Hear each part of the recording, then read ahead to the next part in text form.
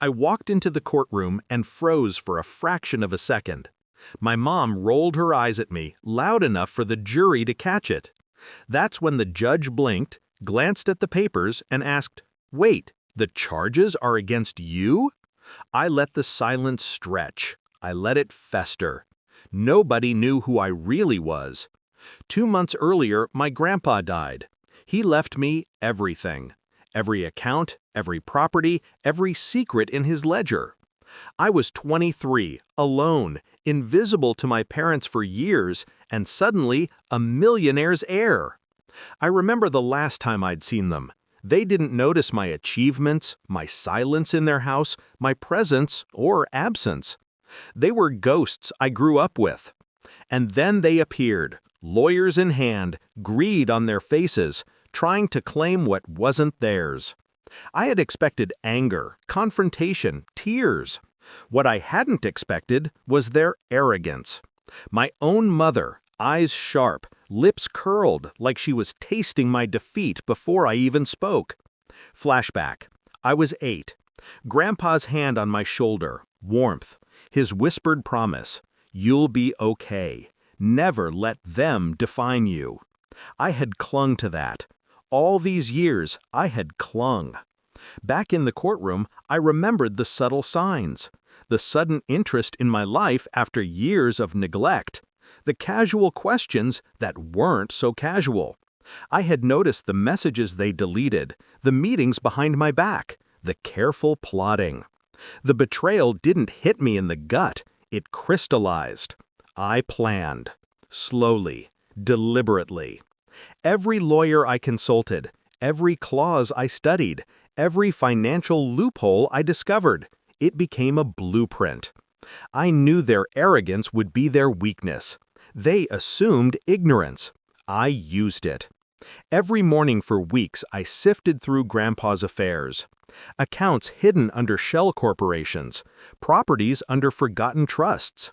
Each discovery was a calculated weapon. I didn't flaunt it. I didn't show excitement. Patience was my armor. Silence my ally. The day of the hearing, I walked in dressed like the ghost of the child they ignored.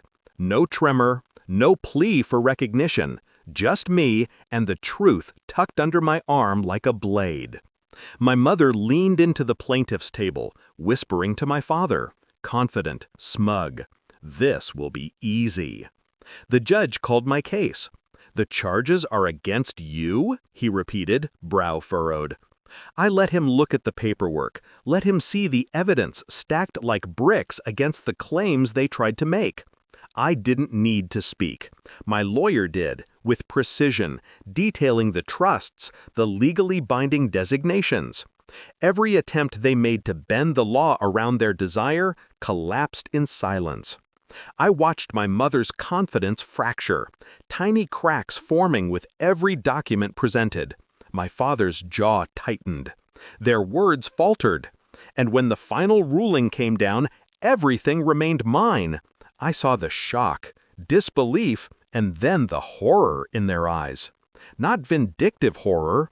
They realized they had miscalculated. They had underestimated me. They had mistaken my silence for weakness.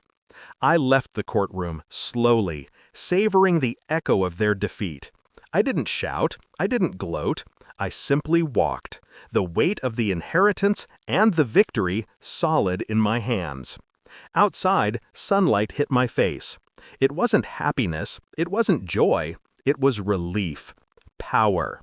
The satisfaction of justice served quietly, cleverly. My grandpa's promise had been kept. My strength had been invisible until now. They thought they knew me. They didn't. They had been wrong every step of the way. And for the first time, the child they ignored stood taller than both of them combined. Justice doesn't need to shout. Sometimes it smiles quietly. And mine, in that courtroom, smiled with precision.